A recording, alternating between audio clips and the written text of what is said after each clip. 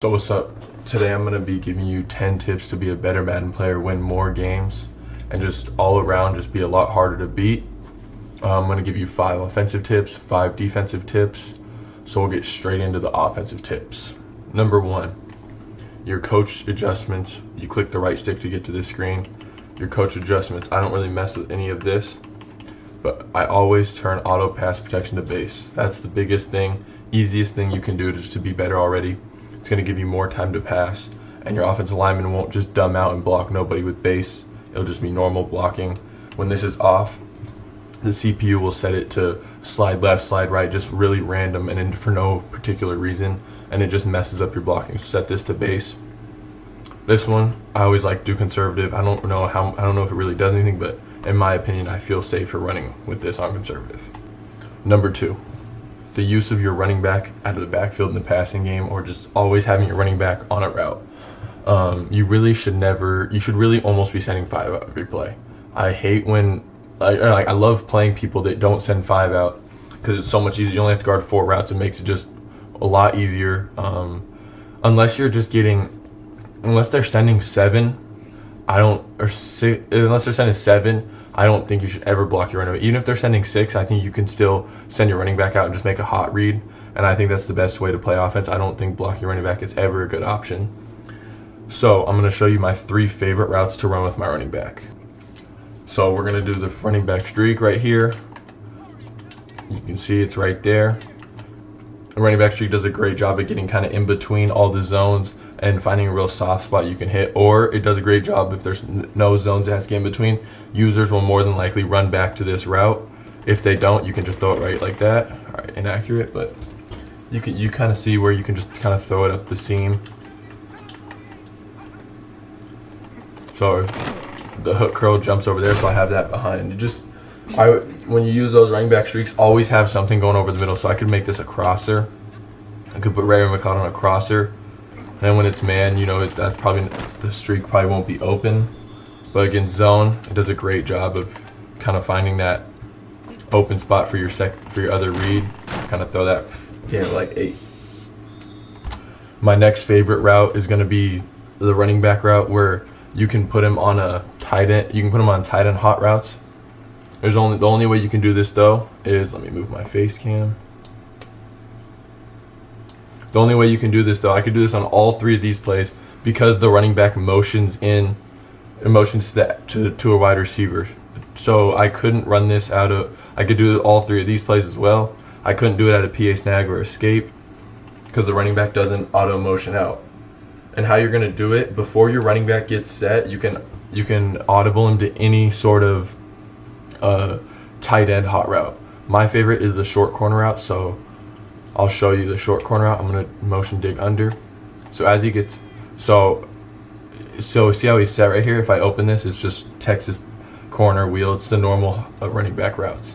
But if I flip this, you see how I get that corner route? You got to do it quick before he gets set. But right when he's behind the quarterback, you can send him on any route. I could put him on a post, so I can go here, have him on a post, even though I know it's looking like a corner, but you can have him on that post. If I flip again, get him on this corner where I can go short. But this is my favorite route is this corner route. Does a great job versus man. See how it gets that speed boost and you get the edge every time. Against zone, it's not as effective, but it still does pull a flat, or sometimes gets outside of a hard flat. It's the best. It's in my opinion, it's the most, it's kind of the most overpowered route in the game right now, other than a stem down receiver corner. So right here again, just kind of, you can hit that right away.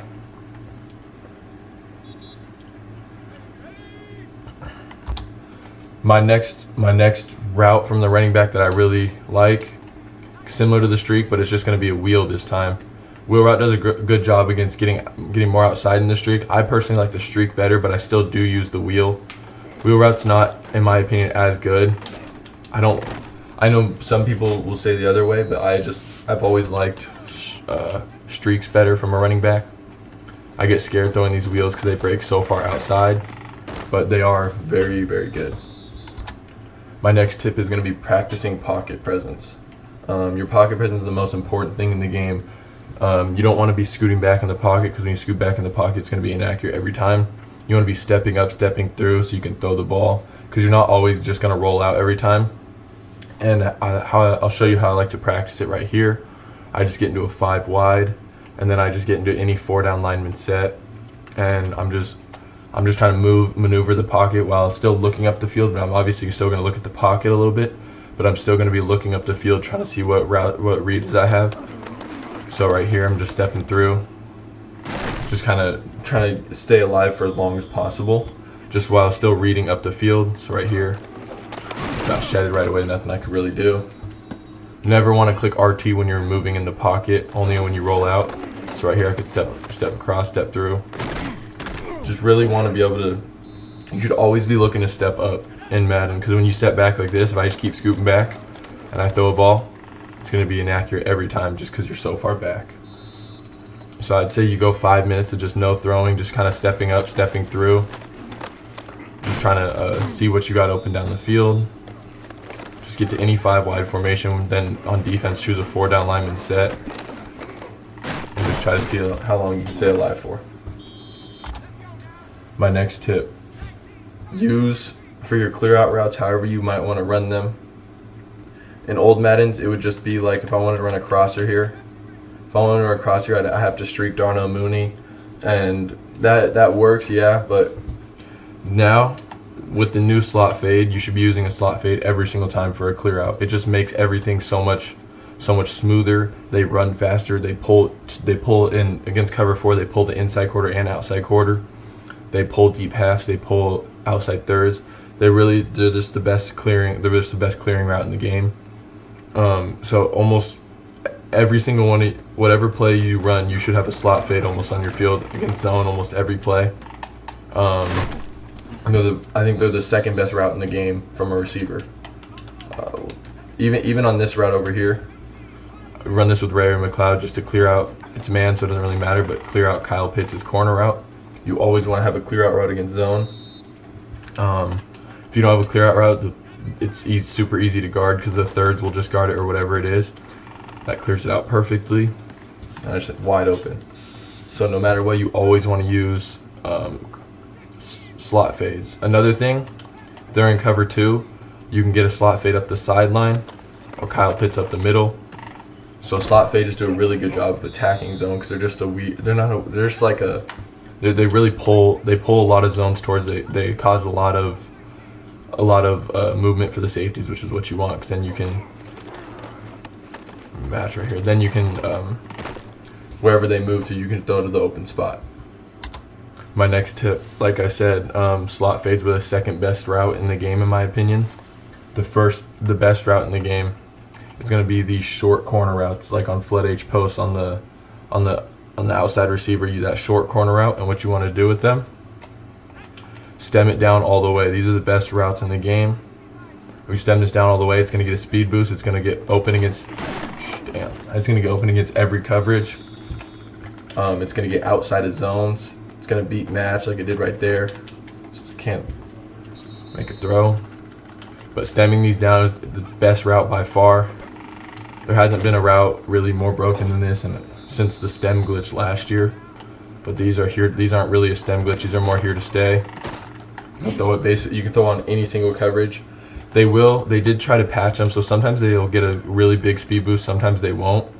But even if they don't, you could still get them out to the outside like that, just because they're so short. So no matter what offense you run, you gotta be using short corner routes, stem down. Let's see if I can find another one. You can do this in vertical. You can do this from any tight end set, or like any tight end corner route. So I can go here, right here. Here's short corner. You just got to be using these on your field at all, especially in the red zone. Right here. They're not as good from the tight end. You want to run them preferably from a receiver. So whatever playbook you're in, I'd say you go look through your playbook, look for a short corner route, and then start stemming it down all the way. All right. Our sixth tip, our first defensive tip, we're gonna go into coach adjustments again, clicking right stick. You're gonna turn off auto flip defensive play call. Now this one's kind of the ones where you don't have to, but I always like to do it. I just like my buttons to always be the same on my corners, and with that, sometimes your buttons will flip as well, and then you could mess up your coverages. For all these options, I always go conservative on all of them. This is kind of just to take away the big play.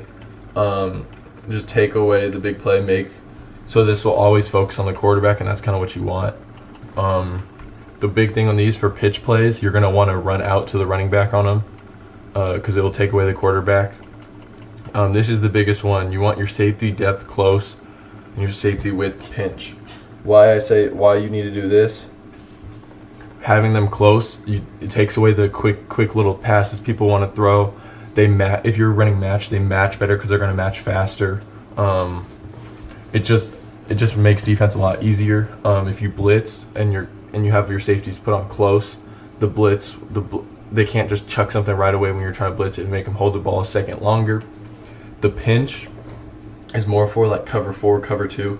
Cover 3 doesn't really matter that much, but if you run cover 4, cover 2, cover 6, you're gonna want them pinched, because if they're not pinched, if someone has a streak from like someone in the middle of the field, they can just run straight, get something that splits your quarters, splits your halves.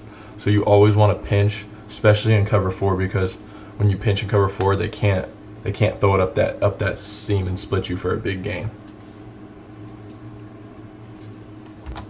Number 2, or number 7, number 2 for defense. You always want to be using stunts on your field, almost always. Unless even when I blitz, I still use stunts, but stunts are really they're new this year.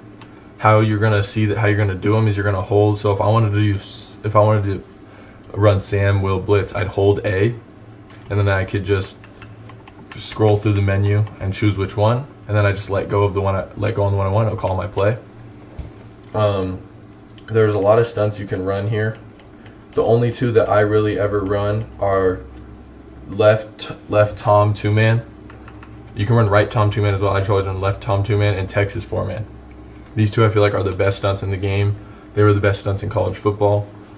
Texas 4-man did get a little bit of a patch. The big thing about Texas 4-man, if you see it, both your edges loop around towards the middle. So that makes it so if you play any sort of mobile quarterback, they have the freest edge to run around. That's personally why I don't run Texas 4-man anymore. Quarterbacks are getting faster and mutt, so they can just roll out and just this big gain. I like keeping the quarterback in the pocket. So that's why I don't run Texas 4-man, because it's just too easy to roll out, but it does get a lot of pressure, especially if you're playing one of those quarterbacks that just don't move. You could easily get away with Texas 4-man. Here's the one that I run. I run left Tom 2-man. It's my nose tackle and my D tackle doing a loop around each other. This one I really like to run just because I can contain my 2 edges, and containing my 2 edges makes it so you can't just roll out, and my edges will still get pressure because they're still in a one-on-one, while my nose tackle and D tackle are looping in the middle. So I'm going to show you. I always, no matter what stunt I'm running, I always open my DN, or like my D line. I always go left on the D-pad and spread, always, and then I kind of stand in this gap. Just kind of helps with the run a little bit. Especially if they run, the center will block me, and my guys will come down and make tackles. Run this one time here. You can see him loop. I mean, they do it quick, but you can see him kind of loop around. It's the one thing about stunts. It's not going to work every time. That would just be OP, but it will work a good amount of the time. But I've always, the Texas 4-man is going to work the most. It's just going to give up a lot of easy rushes for quarterbacks. Alright, my next tip number 3 for defense is practice your switch stick. And how I like to do this, or just not even practice, just have a good switch stick. You need a good switch stick in order to beat some of the better players. Switch stick right now is the biggest skill gap in this game. Being able to switch stick is really the only way to get stops, truly, when you play good players, because it's already hard enough with pressure not being that good. You don't really catch picks like that, but switch sticking is going to be the way you're going to get stops. And so how I like to practice my switch stick is I'll come out in a cover 4, whatever coverage you really run, and pre-snap, I'm not really trying to pick off the CPU or whatever, but I'm gonna, like, in my mind, or right now I'll say it out loud, I'm gonna switch stick to the left flat, then the left outside quarter, then the left inside quarter, and I'm just gonna kind of have a map of what I'm gonna do, and I'm gonna switch it up every time just so I can know how to switch stick to every single spot easily and smoothly, if that makes sense. So we'll just do this real quick.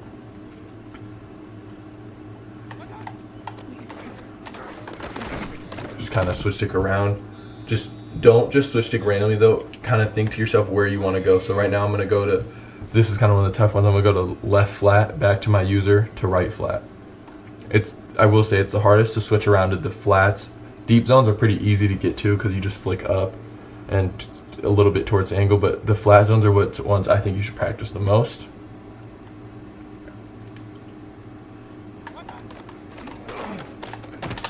Just kind of work on getting that switch stick so you can get it the right every time, and I promise you'll get way more turnovers.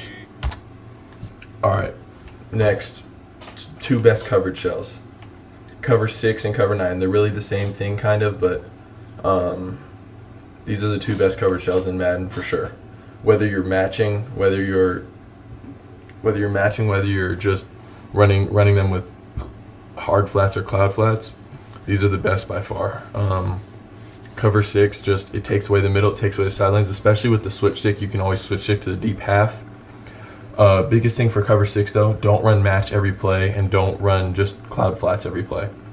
It's just, I mean, it's defense overall, but especially with cover 6, because once they start finding that deep half side, it could get ugly. So I say mix in match as much as you can, mix in just normal coverage, but also don't run cover 6 every play. Get into cover 4, get into cover 2. Really just mix up your coverage on defense overall. But cover 6 is what you're going to want the majority of your snaps in. Last tip, we're going to talk about zone drops. Now zone drops, I don't think I might have touched hooks 1 or 2 times this year. I think touching zone drops is very, very dumb. I just don't think there's any point to it, because especially with flats and curl flats, you don't need that because they're already going to play stuff, and with the switch stick, if they're close enough, you can switch stick and get to that and sprint up. So you shouldn't need to use either of these. And also when you have any sort of zone drop on any 3 of these, you can't run match. So like if someone runs hurry up and it's like 4th and 5 and you want to go match for 4th and 5, but you have zone drops on, you either have to use a timeout or you can't go match because you have zone drops on. So I say never really touch zone drops. The only one I could see is maybe a hook. If you're trying to take away a specific route, you could throw a hook like at 20 or 25, play deeper, but I still don't even think it's worth. I'd rather just man the guy up. So I say never touch zone drops. They don't, even if you do touch them, they really don't even play to the spot you want them to play. Curl flats don't get to, if you put this at 25, it's not going to guard a 25-yard curl, and it's not going to guard a 25-yard out route. It doesn't play the right way, so that's why another reason why I don't like to mess with it. But the biggest reason is you can't run match when they're on. Thanks for watching. There's 10 tips to make you a better Madden player. Comment down below what you want me to do for my next video. I can give out a good offensive scheme, good defensive scheme.